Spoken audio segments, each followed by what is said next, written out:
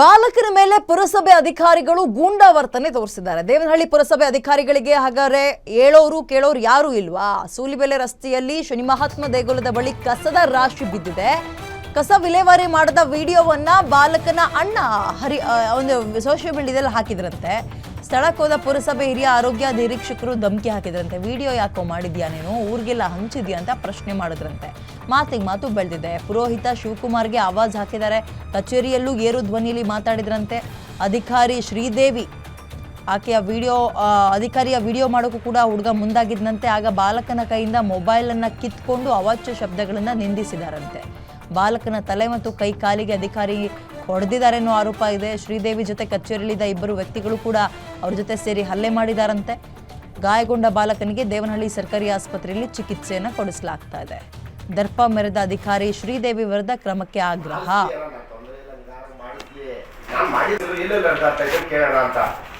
ಅದಕ್ಕಾಗಿ ಮಾಡಿಸ್ಲಿ ಅಣ್ಣ, ನಾನು ತೊಂದರೆ ಇಲ್ಲ, ನಿಧಾನ ಮಾಡಿಸ್ಲಿ. ನಾನು ಮಾಡಿದ್ರಲ್ಲಿ ಏನು ತಪ್ಪಿಲ್ಲ.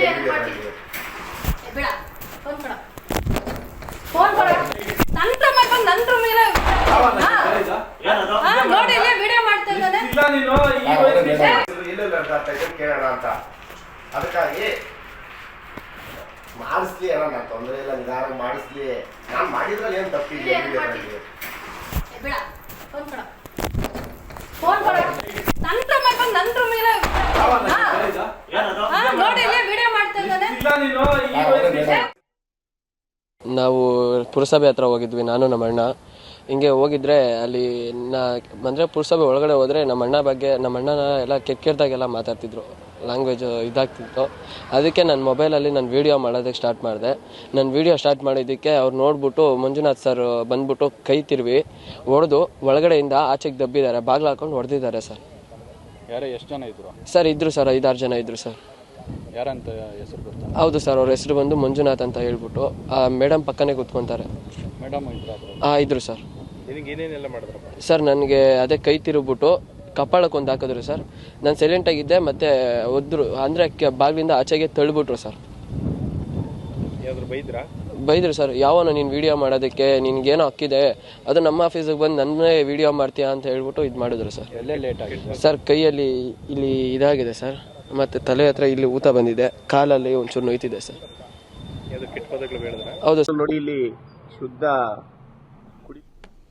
ಇನ್ನು ಈ ಘಟನೆ ಕುರಿತು ನಮ್ಮ ಪ್ರತಿನಿಧಿ ಚಿಟ್ ಚಾಟ್ ಕೂಡ ಮಾಡಿದ್ದಾರೆ. ಏನ್ ಹೇಳಿದ್ರು, ಏನಾಯ್ತು ಆ ಸಂದರ್ಭದಲ್ಲಿ ಕೇಳೋಣ ಬನ್ನಿ.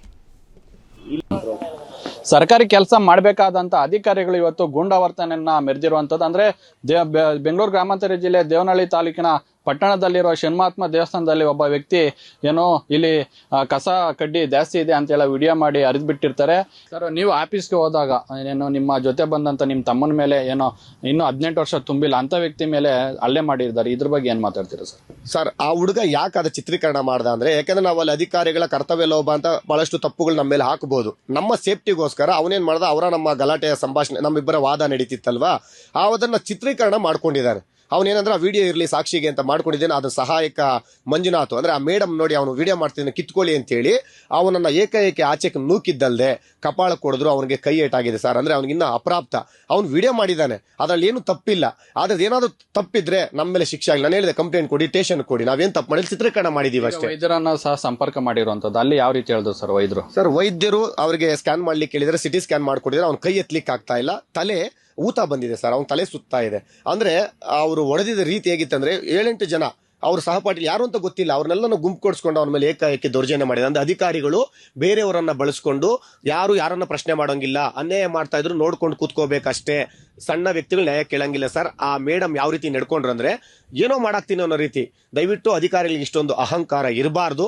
ದಯಮಾಡಿದಕ್ಕೆ ಮೇಲಧಿಕಾರಿಗಳು ಅವರಿಗೆ ಆದಷ್ಟು ಬೇಗ ಪದವಿ ಯಾವ ರೀತಿ ಸನ್ಮಾನ ಮಾಡಬೇಕು, ಯಾವ ರೀತಿ ಗೌರವ ಕೊಡಬೇಕು ಮಾಡ್ಬೇಕಂತ ಹೇಳಿ ತಮ್ಮಲ್ಲಿ ಮನವಿ ಸರ್.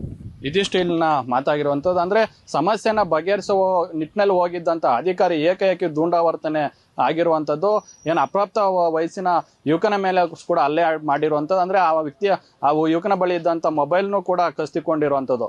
ಈ ನಿಟ್ಟಿನಲ್ಲಿ ಇನ್ನು ಈ ಸಂಬಂಧಪಟ್ಟ ಅಧಿಕಾರಿಗಳು ಯಾವ ರೀತಿ ಕ್ರಮ ಜರುಗಿಸ್ತಾರೆ ಅನ್ನೋದನ್ನ ಕಾದು ನೋಡ್ಬೇಕಾಗಿರುವಂಥದ್ದು. ಕ್ಯಾಮ್ರಾ ಪರ್ಸನ್ ರಮೇಶ್ ಜೊತೆ Mahesh BM, guarantee news, Devanahalli.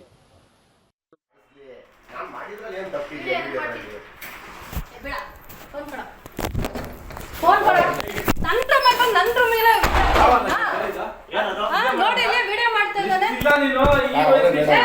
ಮೇಲೆ ಹರಿದಾಡ್ತಾ ಇದ್ದೀನಿ ಕೇಳೋಣ ಅಂತ.